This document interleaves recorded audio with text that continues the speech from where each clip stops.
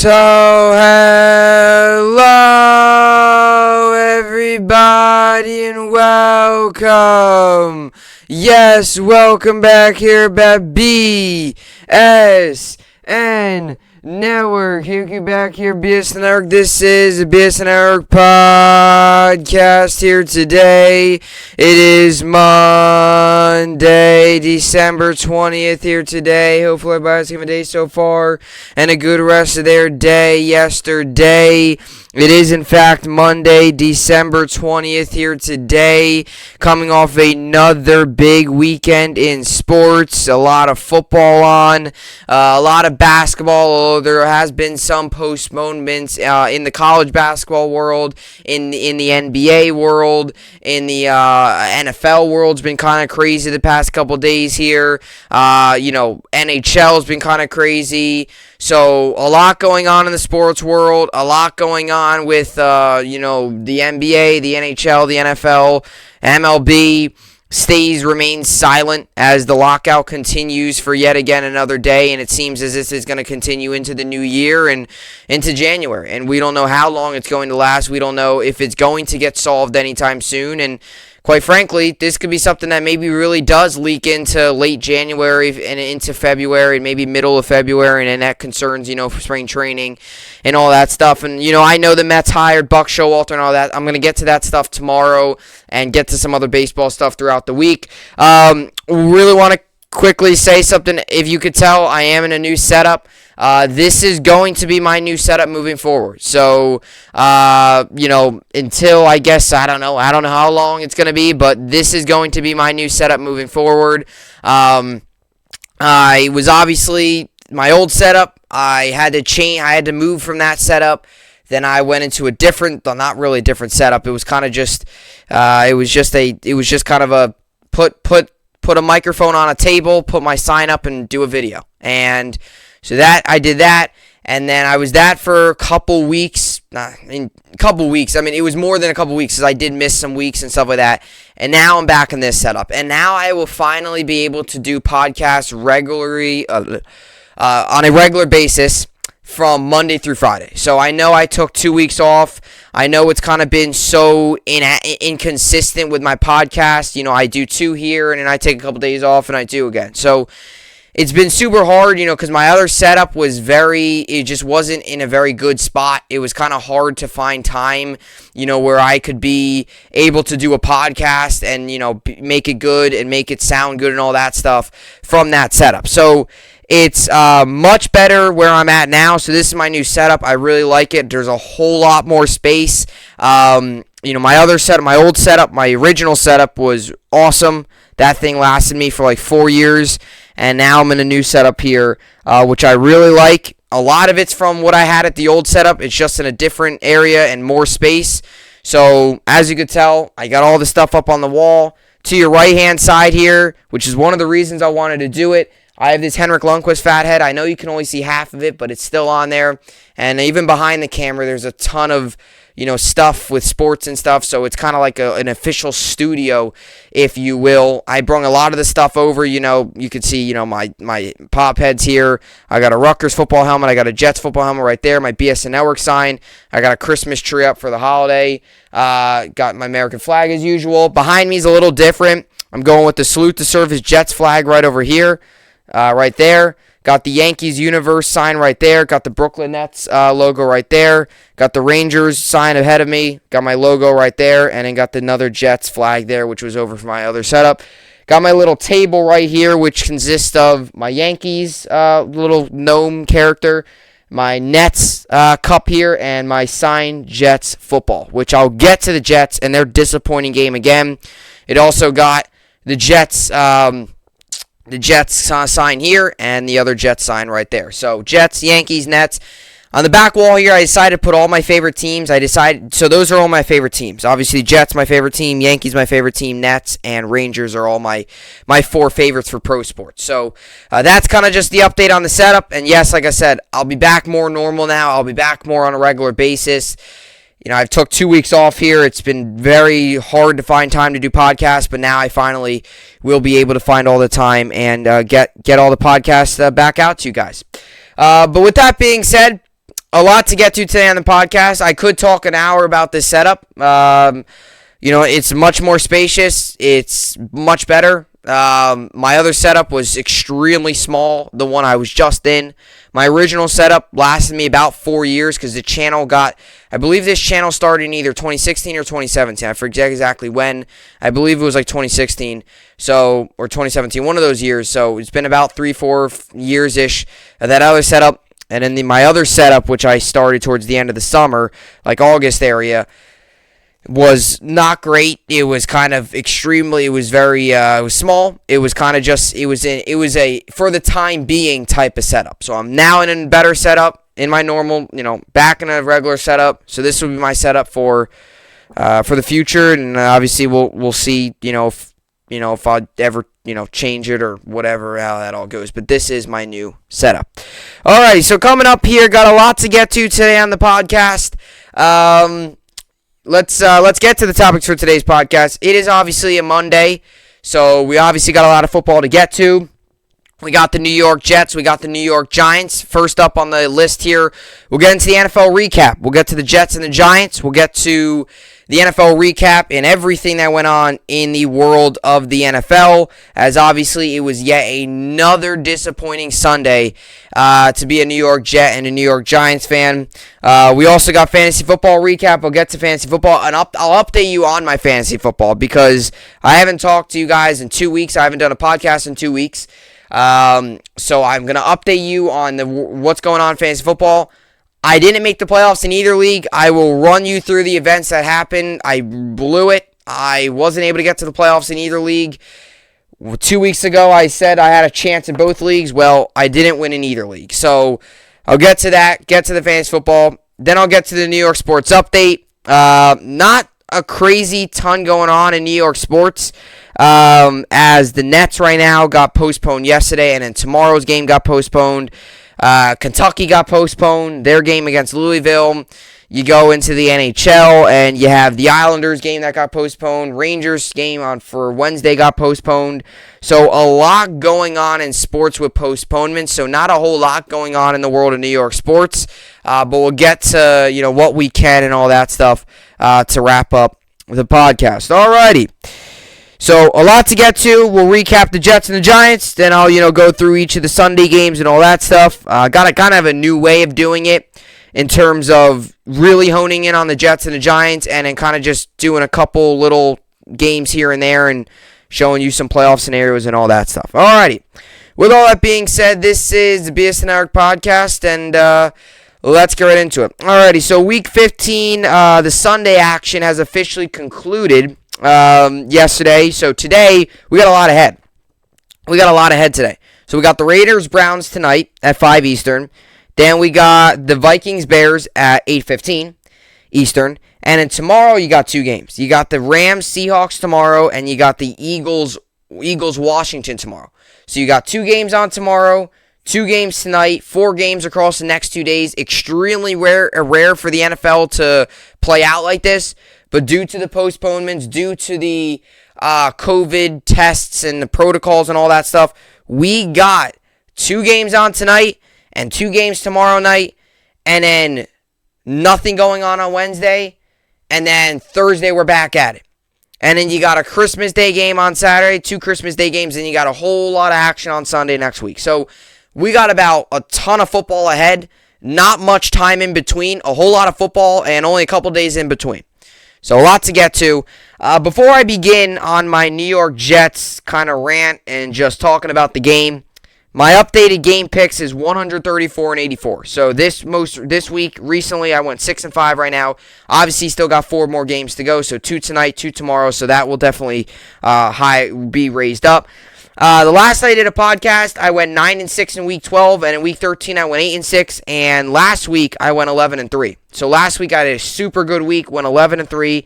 This week, not so much, 6-5, but I'm still capable of reaching the 10-win mark if I predict the 4 games across the next 2 days all correct. So my overall record for this season is 134-84. So not as good as last year, but still... all the way, still very, very high above that 500 mark. Actually, 50 picks ahead that 500 mark, so that's obviously good. Alrighty, so let's get to the games. over the weekend, and specifically, obviously, I talk about New York sports, you could see by my sign, Jets, Giants, Knicks, Yankees, Nets, Rangers, and the Islanders and the Mets and all those teams. And you know, we're going to get to the Jets first. As the New York Jets lose yesterday 31-24, and they fall to 3-11 on the season. And I continue to say this over and over again, but I just want to start off with this, right? Going into the season as New York Jets fans, we did not expect. I know I've said this a lot on my podcast. I know I talked about this a lot. I've said a lot of things about, going into the season, these were the expectations. This is what has happened. But it is the truth. Going into the season as Jets fans, the expectations weren't Super Bowl or bust. You better make the playoffs. You better win 10 games. A playoff mandate is needed this year. That was not the expectation, nor what us as Jets fans were, predicting to happen. I said at the beginning of the year, I would be satisfied if the Jets won anywhere from 6 to 8 games. And I said it with this big thing that I said. I said I would be satisfied if the Jets got to about 6 to 8 wins and they showed progress throughout the season. From week 1, I said this at the beginning of the year. I remember it. I could pull up the video if you'd like. Week 1, when I did the podcast on Friday talking about the Jets-Panthers game. And I talked about that game week 1. Obviously, a whole lot was going on. Wilson's debut, Darnold's game against the Jets, first game back against the Jets, right? All that stuff going on. And I said, this is where the season starts. This is where the Saleh and Douglas plan is really going to figure itself out. From week 1, if it looks ugly, if it doesn't look good, that's expected. That might happen. But if what we saw at the beginning 5 games of the season was really bad, and then what we see by the final 5 games of the season is much better, that I would call a season of learning and developing a successful season. In terms of what you saw week 1 was completely different from what you saw in week 18. And so far with the Jets this season, we haven't seen that, and it hasn't even come close. Because frankly, the Jets this year have been atrocious. They've been terrible. They've been awful. In all 3 phases of the game. Offensively, they've been way too inconsistent. Defense has been a problem really all year outside of maybe the first 3 weeks of the season where the defense was showing up. The defense has been awful for most of the year. And even the special teams. It wasn't until last week where we finally feel like, okay, Eddie Piñeiro's making the kicks he needs to make, and it looks like we might have found our kicker. And even that took over half the year. And the Jets yesterday falling to 3-11 was just a pure example of New York Jets football at its finest. The Jets started off that game as about the best you could have asked. The way the Jets started that game yesterday was just about pretty much everything the Jets could have asked for. I think yesterday scoring 10 points in the first quarter was probably a lot of people projected the outcome for the entire game for the Jets, scoring only 10 points the entire game. Jets came out, put up 10 quick points. You have the first drive, you hold the Dolphins, you play awesome there, you punt it. Jets go, they get the ball inside their 20. Wilson marches all the way down the field, starts off like 6-6 for 61 yards or something. He's playing really really good. He's got good command of the offense. You score a touchdown. You're up 7-0. Then Tua throws a pick. Ashton Davis, who's been awful, picks it off. You're like, okay, where's this coming from? Your offense stalls a little bit that drive. You kick a field goal. You're up 10-0. And then this is where things start to fall apart for the Jets. They're up 10-0. They then let up a touchdown at 10-7. They then score again. It's 17-7 Jets. Dolphins kick a field goal, 17-10. This is where the game really falls apart for the New York Jets. With about 2 minutes to go in the first half, the Jets get the ball back with 2 timeouts, I believe, or was it 3 or something? It was a lot. It was like It was like 2 minutes and like 3 timeouts. Easily enough time to score with a whole lot of time left on the clock. I mean, you had a ton of time. You had 2 minutes and 3 timeouts. If you asked the coach, hey, you got 2 minutes and 3 timeouts to score a touchdown, would you take that? Oh, yes, they would every day of the week. They would take that every day of the week. The Jets had 2 timeouts or 3 timeouts. I believe it was something like that, and 2 minutes left. I know it was like 2 minutes left, and it was or a minute something. It was something like that. They didn't score. They punted it away. Coming out of halftime, they get the ball. They don't do anything with it. The Dolphins then score 17-7. They then score again 24-17. The Jets then get a pick 6. The Dolphins then march downfield and score. It was 31-24. Jets got the ball back with about a minute and a half to go. And what that at that point was just, there was no chance. We knew there was no chance. You needed a 10-yard pass and you throw a 7-yard play to Keelan Cole. The second time, and the second straight week in a row we've done that. And it's just like it's Groundhog Day every year with this Jets. It's just, can I call it Groundhog Year with this Jets team? Every single year, it's the same garbage. It's the endless pit of misery with this franchise. And I get it. We're going through a rebuild. I get it. It's a young roster. I understand that.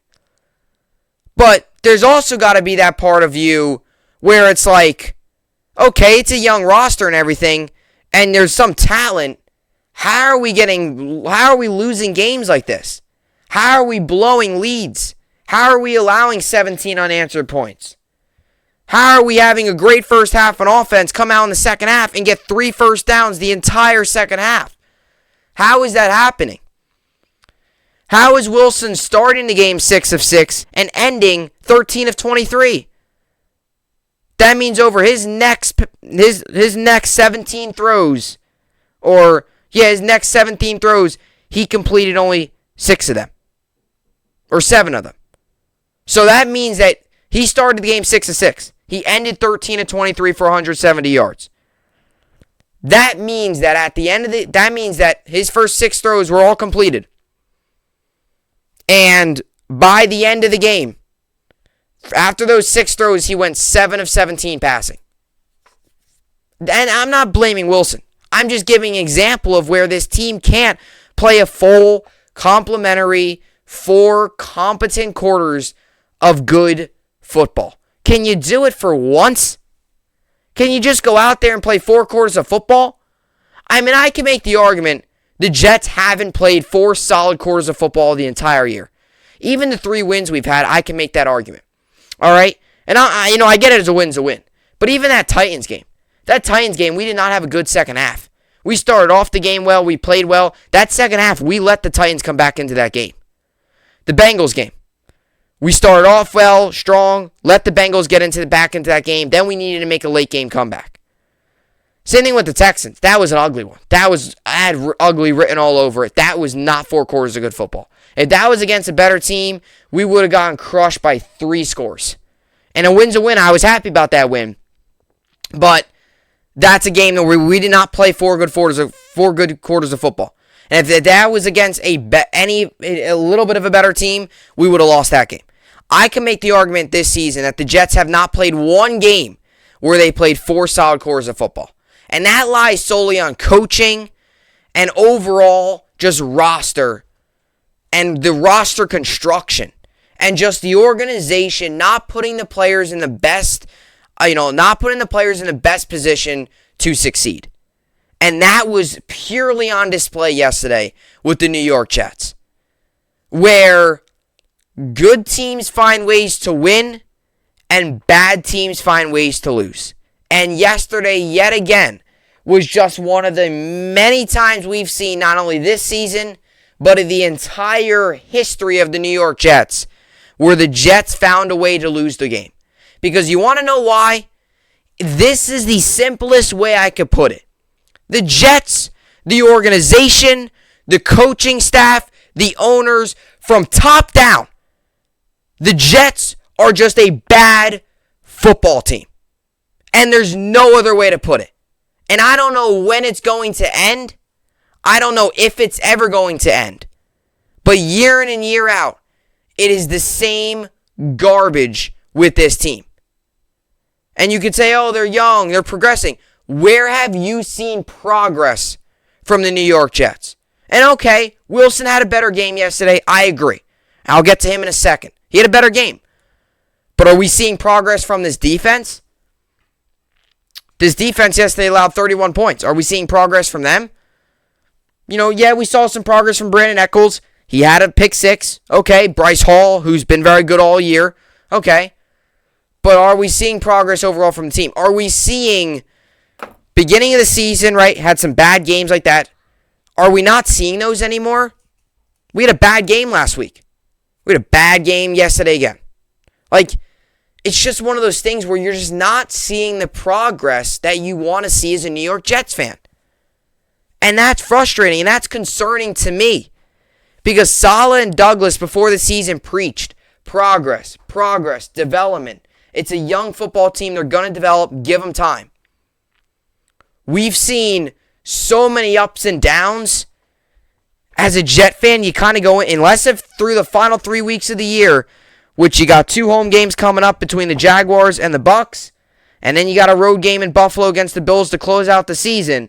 Unless if these final 3 games we show us something really good, like we defeat the Jaguars, which I wouldn't be surprised if we do. Maybe you go show us something in these final 3 games, like something really positive. Maybe Wilson in these final 3 games throws like 5 touchdown passes. And unless if something crazy happens, us as Jets fans kind of go into the offseason rather, with the mindset of what really just happened? What really did we learn about this roster? Did we learn anything? Did we really fully learn that Saleh is the right man for the job?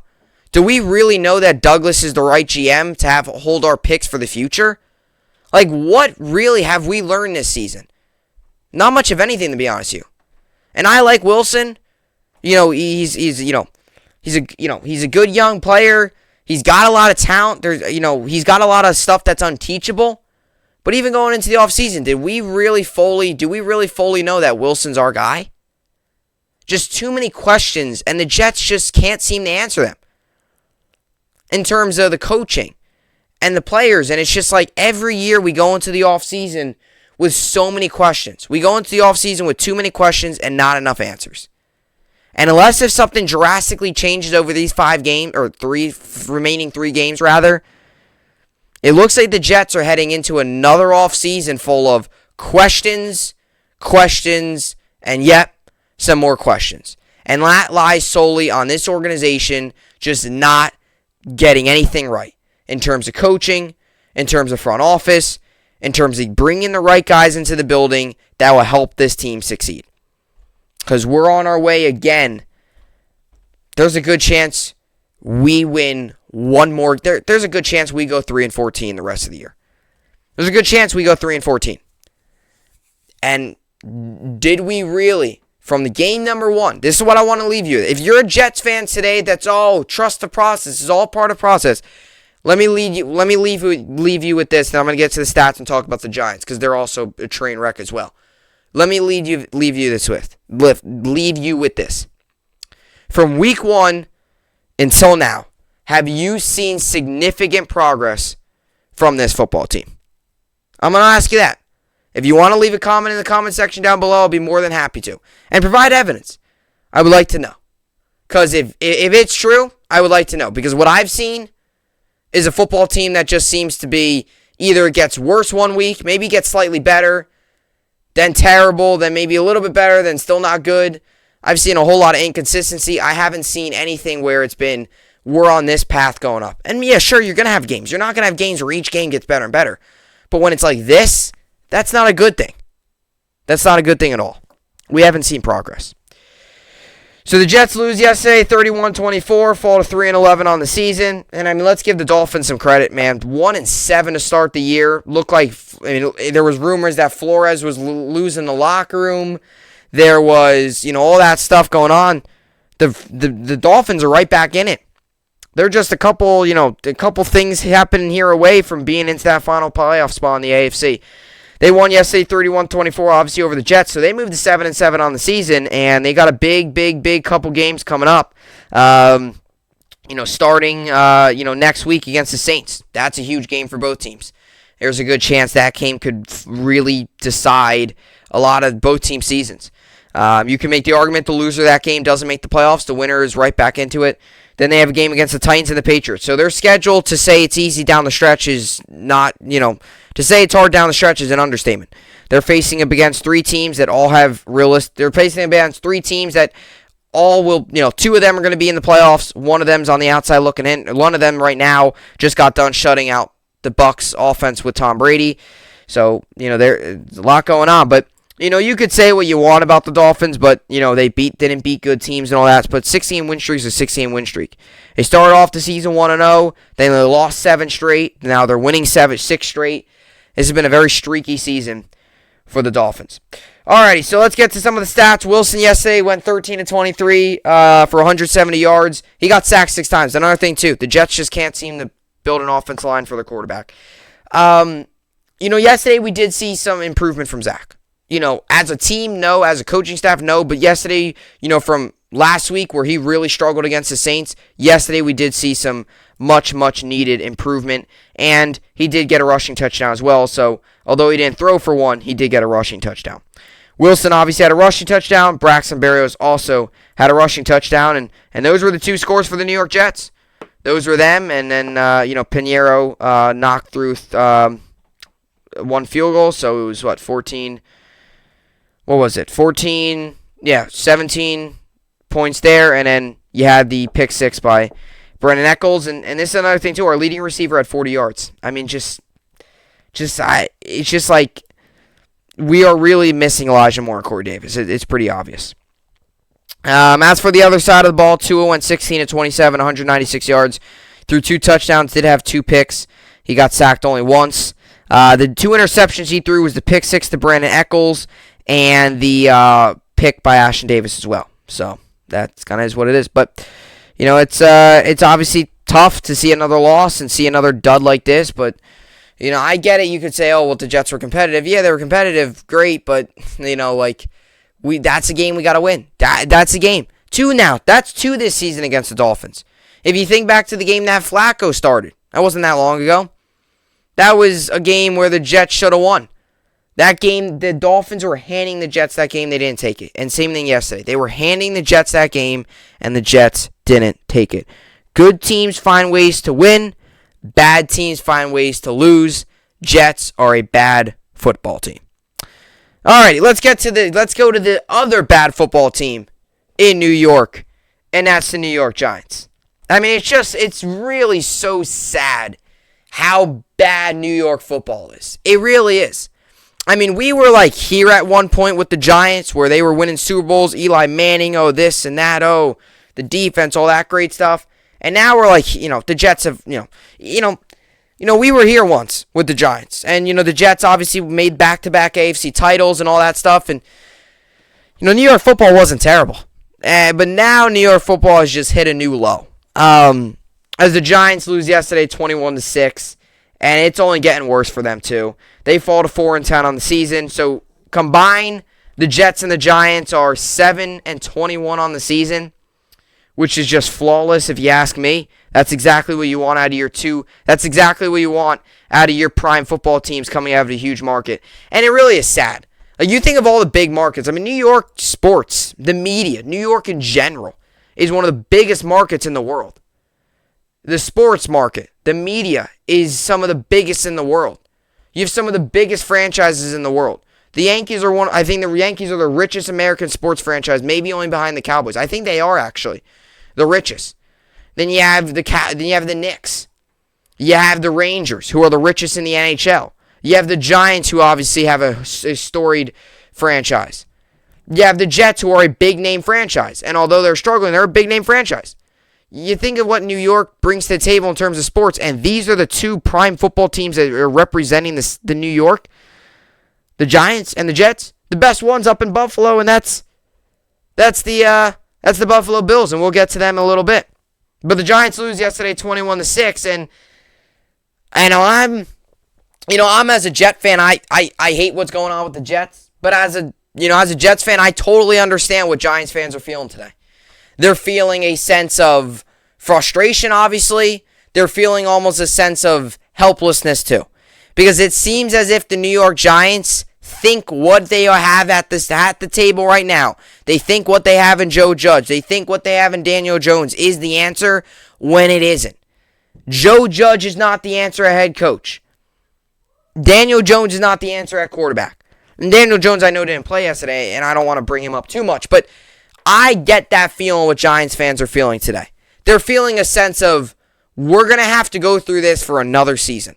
We're going to have to go another season of Joe Judge saying how he's proud of the way the team fought.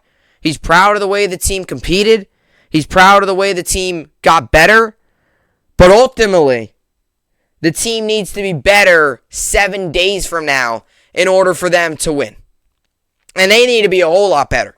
Because yesterday was just another one of those dud performances from the New York Giants. And you look at this. I mean, you look at, obviously, you look at, you look at the stats, and the stats speak for itself. I mean, why are the New York Giants starting Mike Glennon? Let me start there. Why are the Giants starting Mike Glennon? It makes no sense to me. Why are you starting Mike Glennon? Is Mike Glennon the future of your team? No. Do you need to see Mike Glennon go out there and get snaps? Is Mike Glennon possibly the future of the team? Is Mike Glennon going to give you the best chance to win a football game? All three of those boxes are no. He's not the future. You don't need to see anything out of him. He's been in the league. And is he going to give you the best chance to win? No, he's not. And he's proved that the past couple weeks. And I get it. Coaches sometimes like to go to veterans, right? Jets did it with Flacco. I get it because their knowledge and stuff like that. Instead of putting in a player like a Jake Fromm against a good defense in his first career start. I understand that. But what has Glennon shown you the past couple weeks that made you ultimately start him yesterday? This also lies solely on the coaching. I mean, this is bad coaching. Why are you starting Mike Glennon? He throws 3 interceptions yesterday. He only throws for 99 yards. Jake Fromm then comes in and throws for 82 yards in not even half of his time. Glennon threw 3.5 quarters through for 99 yards and 3 interceptions. Fromm, in less than 1 quarter, threw for 82 yards. That right there in itself should show you how bad Mike Glennon played yesterday. And how bad of a decision it was to start him another week. Because what has he shown you in the previous, 2 weeks he's played? Has it been 2 or 3 weeks? It's been something like 2 or 3 weeks he's played. What has he shown you that ultimately makes you start him again? That's bad coaching. That's bad decision making. And that lies solely on Joe Judge. Oh, but wait a second. The Giants are going to the Giants like Joe Judge. They think he's a Belichick and a Parcells in the making. How can you even say that if you're John Mara? How can you even say that? How can you compare a coach who in 2 years with the team has lost 20 games and has won 10 of them? Has won 10 out of his 30 games with the Giants. He's only won 10 games. How can you say that coach is a Belichick in the making? Belichick, arguably one of the greatest coaches in all of sports. You're comparing Joe Judge to almost one of the greatest coaches in all of sports in Bill Belichick. Another thing that's just so dumb. The Giants are just dumb. They don't know what they're doing. They look lost. New York football at its finest. Saquon Barkley fumbles twice. Mike Glennon, 3 interceptions. Turnovers, undisciplined penalties. Sloppy game yesterday from the New York Giants. And this lies solely on Joe Judge. I could give you many reasons why. Number 1, why are you starting Mike Glennon? Number 2, I always say this, undisciplined football is on the coaches. You gotta preach to your players no penalties. You see it. Jets were one of the most penalized teams the past 2 years. You want to know why? Because they had a coach that had no control of the locker room, Adam Gase. Look at the Giants again. A lot of penalties yesterday. You want to know why? Because they got a coach who little by little seems to be losing this team and seems to be just straight up not a good football coach, right? And that's what we continue to see from Belichick, the Belichick in the making, rather. That's what we continue to see from Joe Judge. Bad decision making, goes into his press conference and talks about the way the team competed and fought was at a high level. But really, yesterday was just another ugly performance for the Giants. And I can make the argument this was one of their uglier performances. I mean, the Cowboys didn't play a great game either. They really didn't. I mean, Dak, by any means, the Cowboys did not play a great game. They didn't. They had some fumbles. They had some sloppy play. I mean, the Cowboys did not play a great game. They didn't. The Cowboys fumbled 3 times. They were able to recover 2 of them. But, when you lose the turnover battle and you take 6 penalties like they did and stuff like that, that's not good. You'd also look at the Giants, too. You look at the numbers. The Cowboys didn't dominate the Giants in any like time possession. It's not like they dominate time possession. Total yards, the Cowboys had 26 more yards than the Giants.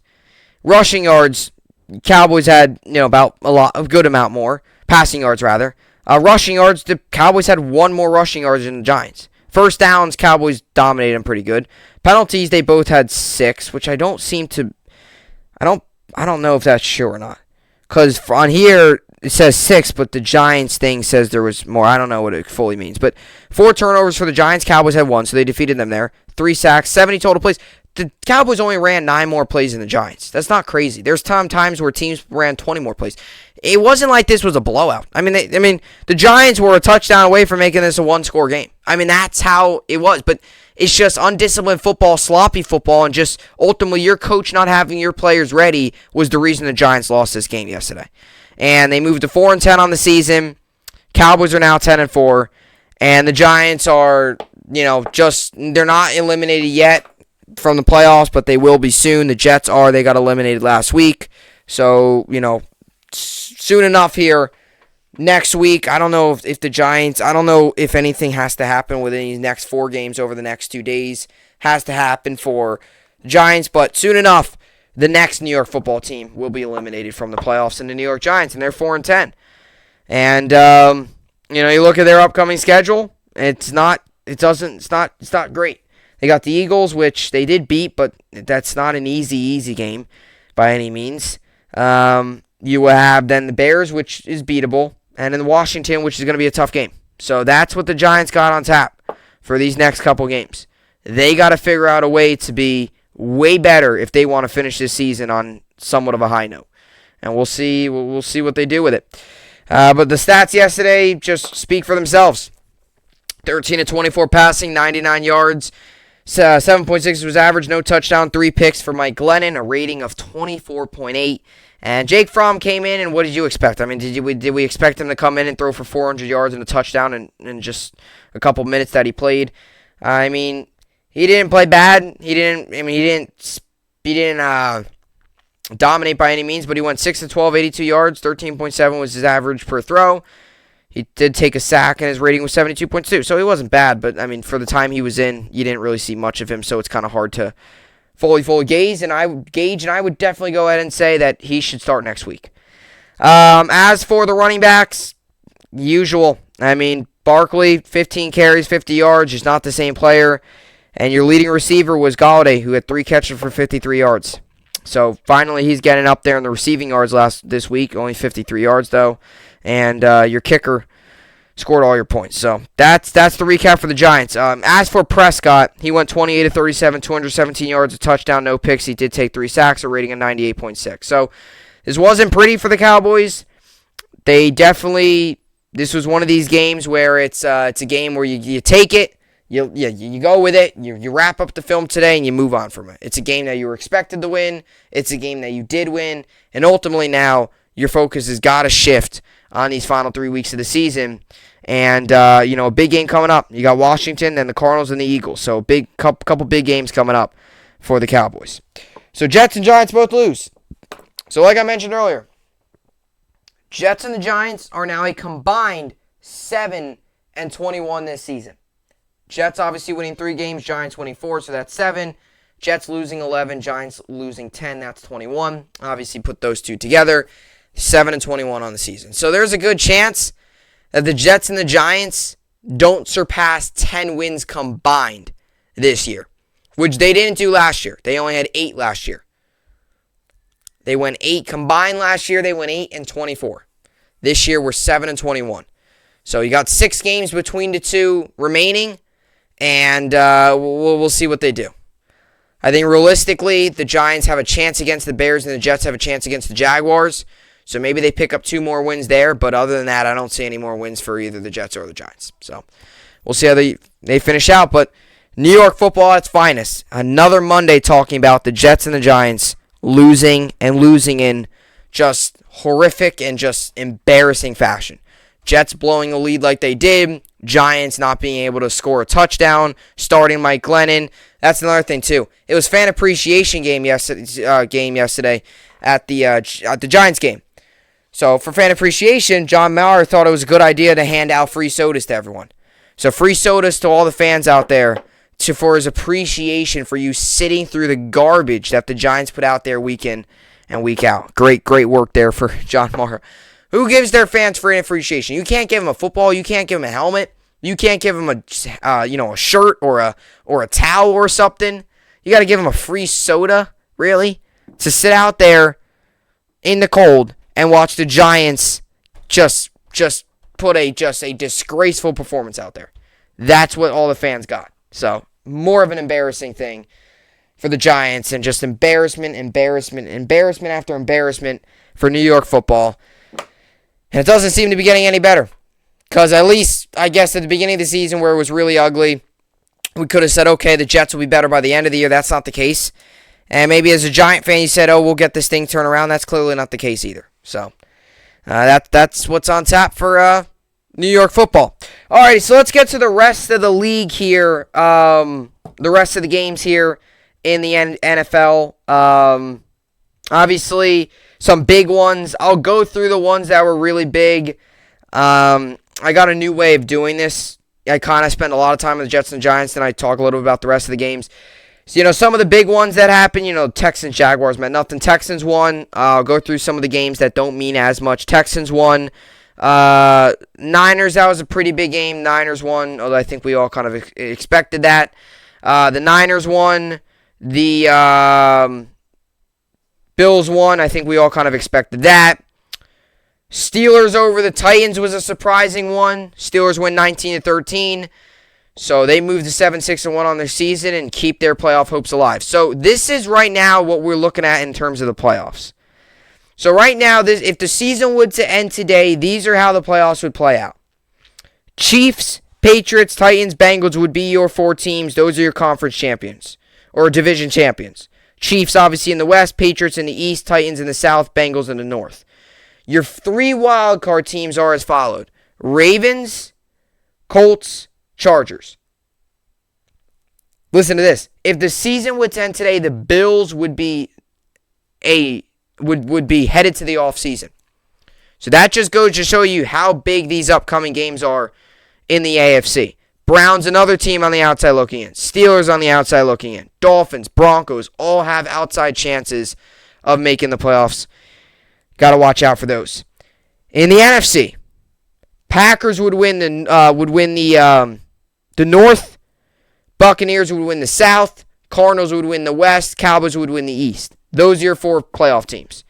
4 division winners. All with double-digit wins. Now your 3 wildcard teams would be the Rams, Niners, Saints. That final wildcard spot's huge. 7-7 Saints are in right now. Teams that have a chance. Washington, Vikings, Eagles. With the Falcons losing yesterday, their chances are really, really slim. The Seahawks have yet to play. Seahawks could be one of those teams, despite their record, I could very well see running the table, going 9-8 and maybe squeaking in. But we got to see how that is. So those are your standings. So I find it crazy that the Bills, if the season would end today, the Bills would not be in. And another crazy thing is, all the hype they got, the Rams would be a wildcard team. So despite all the hype they got with going out and getting all these players, they would be a wildcard team. And the Bengals would be the AFC North champions. Who predicted that at the beginning of the season? Who predicted that at the beginning of the season? Bengals would be the AFC North champions. And the Patriots would be on top in the AFC East. I don't think many of us predicted that. I think a lot of us saw the Bills dominating that division for the next decade. A lot of us saw the Ravens winning the AFC North, which all, obviously, like I said, this is right now. 3 weeks to go. A lot could still happen. Bills, if they win out, they still have, I believe if the Bills win out, I'm not sure. Do the Bills have to play the Patriots again? This is the Bills' upcoming schedule. I know the Bills' upcoming schedule is definitely a lot of winnable games. A lot of golden opportunities for them to gain some ground. Yeah, this is their upcoming schedule. So a big game coming up against the Patriots. They're on the road there. Then Falcons and the Jets. So they close out their season with 2 games, but a big game coming up. This game right here could very well decide the Bills' season. If they win this game, you could say, chalk it up, they're in the playoffs. If they lose against the Patriots this week, you could probably go ahead and say, well, now it's the Falcons and the Jets. You got to win those games. And if not, both those teams are spoilers.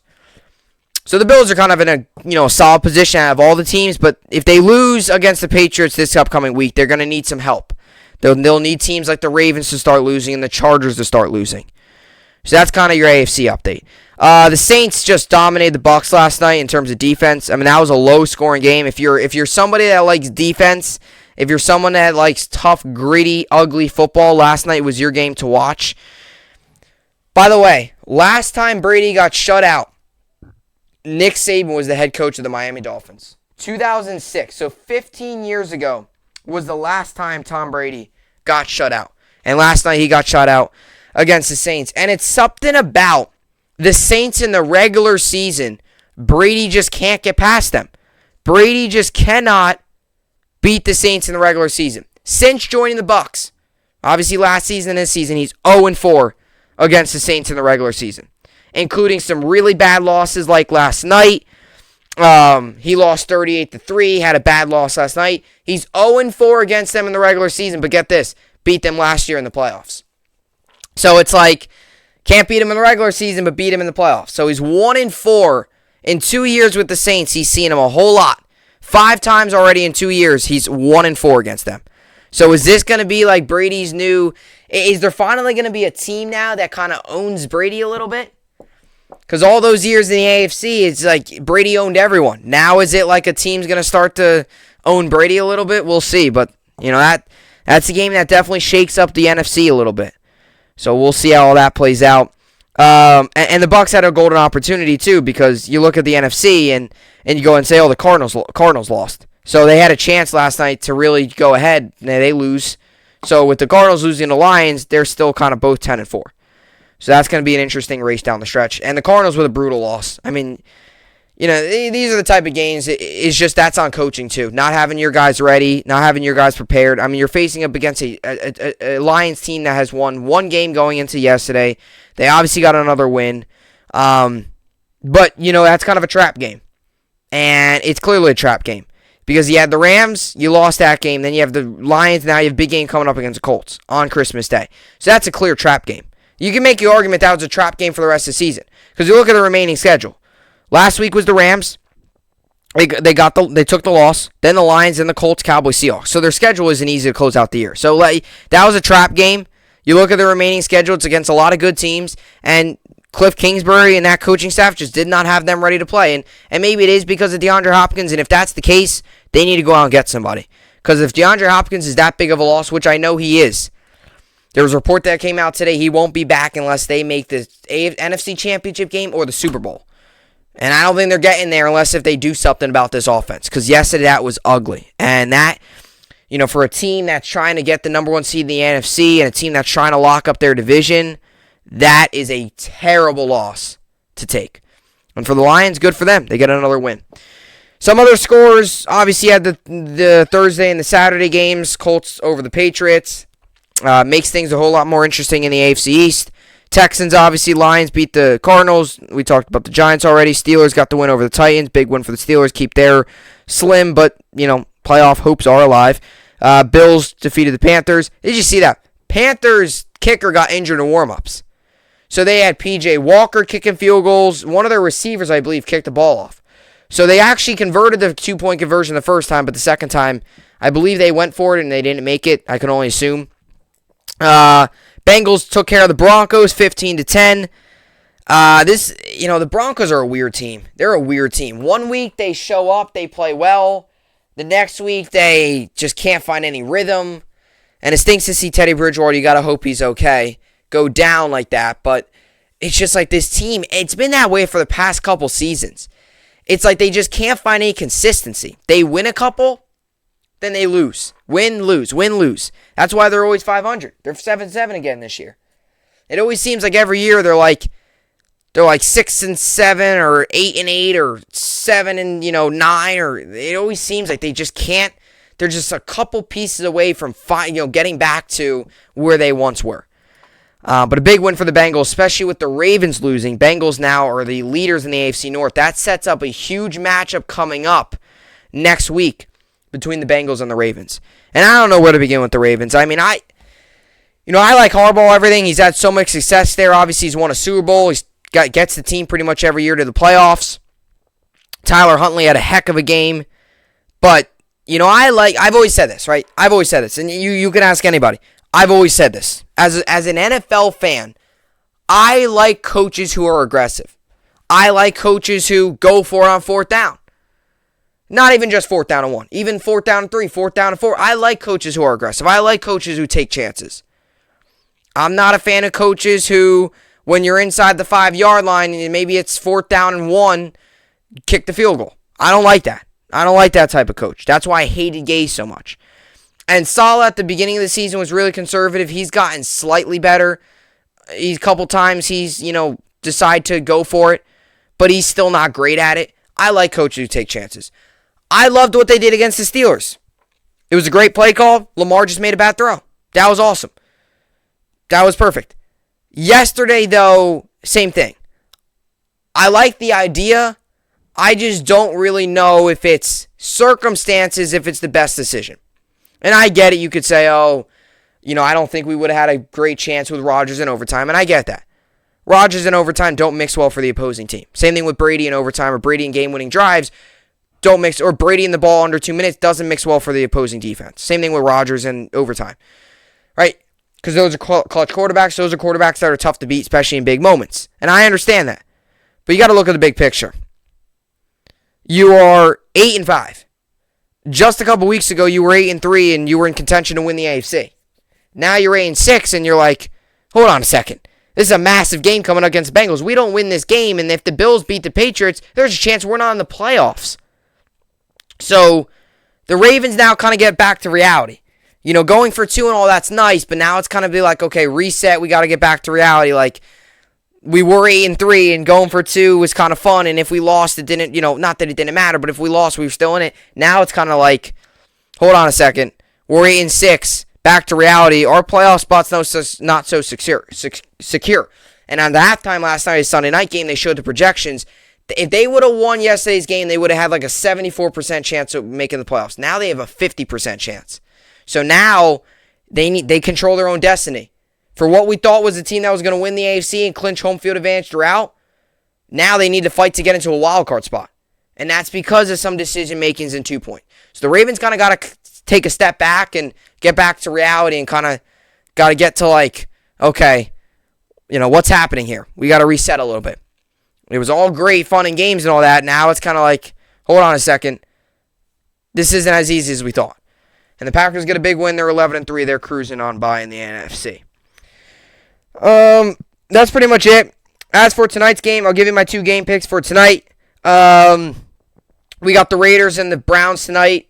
Raiders, any final chance they have of squeaking in or making things interesting tonight, they need to win tonight. They lose tonight, their season's over. Mathematically, I guess they still would have a chance, but they're not going to do it. Tonight, they need to win. If they win tonight, they're back into it, but it would definitely be interesting. So the Ravens are 6-7 coming into this game, 6-7. Browns are 7-6. Raiders are 3-point favorites. The over/under is set at 41.5. This game comes on today, 5 Eastern on NFL Network. The big story of this game is all the COVID stuff that's going on. The reason why this game got rescheduled in the first place. You had the news about, Baker Mayfield. He's going to be out. You got the backup quarterbacks all going to be out. Nick Mullins is going to start for the Cleveland Browns. Kevin Stefanski is going to be out. So Nick Mullins is going to be the quarterback for the Cleveland Browns. To start the day, predicted the Browns to win this game. I now revert, and I say the Raiders will win this game. I just don't think Nick Mullins is good enough. I know Baker Mayfield hasn't been great, but let's be honest here. Who would you rather, Baker Mayfield or Nick Mullins? I would take Baker Mayfield. I take a lot of quarterbacks over Nick Mullins. Nothing against Nick Mullins, but he's a guy that he's not a starter quarterback. He's a backup, third-string practice squad type of guy that comes in situations like this. So, we'll see what all happens there, but the Raiders, I think, are the better team going into tonight. I mean, Browns are really hurting in terms of COVID. Raiders, not so much. The reason why this game got postponed in the first place was because of the Browns' COVID issues. The Raiders aren't struggling as much. So, you put it together, you got a team that's healthy going out there with full strength, and you got a team that's not full strength with a quarterback that hasn't played a snap all year, without their head coach. Just all signs are pointing towards the Raiders winning this game. So give me the Raiders. And I guess I would take the over on the under. I think it's going to be a low-scoring game. I think this could be a 17-3 game. This could be one of these low-scoring games. And as for the Vikings and the Bears, big game for the Vikings. Also, if they want any chance of making the playoffs, they come into this game 6-7. Bears are 4-9. Vikings are 6.5-point favorites. The over/under is 46. This game is on today, 8:15 Eastern. I don't know if it's already happened on ESPN. I don't know if it's already happened, but I think the Bears are either already eliminated or if they lose tonight, they're officially eliminated. The NFC is kind of wild, all the way down to the Giants. They actually officially aren't eliminated. The Giants aren't eliminated, so I believe the Bears aren't either. I believe if the Bears lose tonight, though, they're officially eliminated. So the NFC is kind of wild. Every team except the Lions, I believe, are in. Technically, mathematically, still have a chance. As for the AFC, I believe mathematically Raiders would still have a chance, but in the AFC, 3 teams have already been eliminated. That being the Jets, Texans, and Jaguars. But yeah, so it's going to be interesting. Vikings are one of these teams with Kirk Cousins who's had a very good year. He's kind of been one of the under the radar type guys. A very good season. One of the guys that, Kirk Cousins had a good year. And surprisingly enough, look at the numbers to some of the top quarterbacks in the league. And Kirk Cousins has actually had a pretty good season considering the Vikings are only 6-7. So give me the Vikings in this game. I'm going to take the over. Bears scored a lot last week. Vikings are, solid on offense even with Thielen out. Give me the Vikings in this game. I think they cover the 6.5. Give me the Vikings. And I think the Raiders win, and I think they cover the 3 points. So that's what I got for tonight. We'll go through the rest here, too. Let's get into the NBA, NHL, and I'll get to some college stuff. As for tonight in the NBA, we got the Celtics 76ers. I'll give the Celtics the win. Bulls Rockets, I'll give the Bulls the win. Grizzlies Thunder, I'll give Grizzlies the win. Jazz Hornets, give Jazz the win. Warriors Kings, give Warriors the win. And Clippers Spurs, give Clippers the win. And as for the NHL, a lot of games postponed. There were supposed to be 5 games on tonight. 4 of them have been postponed. And the only game on tonight's the Stars and Wild, and I'll give the Wild the win. And as for the college basketball, got 3 games on tonight. Got the Baylor and Alcorn State. Give me Baylor the win. Purdue and Incarnate Word. Give me Purdue the win. And Gonzaga, Northern Arizona, Gonzaga win. So not great games on tonight, but it is college basketball nonetheless. And now let's get into fantasy football and what's going on in the world of fantasy. Now, it is pretty crazy. Fantasy is in a weird spot right now for me. My fantasy basketball team's doing very well, and I'm happy about that. Now, I did lose last week. My fantasy football teams, though, my one league I'm winning, but I did not make the playoffs in either league. I'll get to fantasy basketball first since that's the only really positive. I did lose last week, or most recently yesterday, so I'm 8-1 now on the season. So I'm kind of still doing good, but I'm 8-1 now. So the undefeated stretch is over. As for tonight, though, I got good amount of guys going. Donovan Mitchell, Tyrese Maxey, Kelly Oubre, Shai Gilgeous-Alexander, Buddy Hield, Rashawn Holmes, Miles Bridges, and Desmond Bain. And as followed on the injury report, Tyrese Maxey's day-to-day. Maxey quad is listed as questionable for Monday's game at Boston. And the other injury report is Rashawn Holmes. Holmes, I will miss Sunday's game against the Spurs. Jeff McDonald of the San Antonio Express News report. So that was yesterday. And the update on Cole Anthony, he's day-to-day. His game's postponed anyway, but Anthony ankle and the Magic won't play the Raptors on Monday after the NBA announced the game will be postponed. Adrian Wojnarowski of ESPN reports. And there is some news on Morant. Morant knee is listed as questionable for Monday's game against the Thunder. So Morant possibly could be making a comeback. I'm going to keep my eye out for that, and I'm going to hopefully he's back. So we'll see what all happens. If, in fact, he does come back, the odd man out right now, there's a lot of guys that could be the odd man out. Right now, it will probably be Cole Anthony, but that's still a decision that I have to make. If right now he would to come back, probably right now the odd man out would be Cole Anthony. Very well, though, could be Desmond Bane, depending on if he does lose some minutes. So that's kind of the update for fantasy football. And as for fantasy basketball, now as for fantasy football, things are going a little bit better. For one league, not so much for my other league. So my non-PPR league, I finished the year 7-6-1, and I'm in the consolation bracket. So I didn't make the playoffs. I was in it till the final week. My team struggled, didn't make it.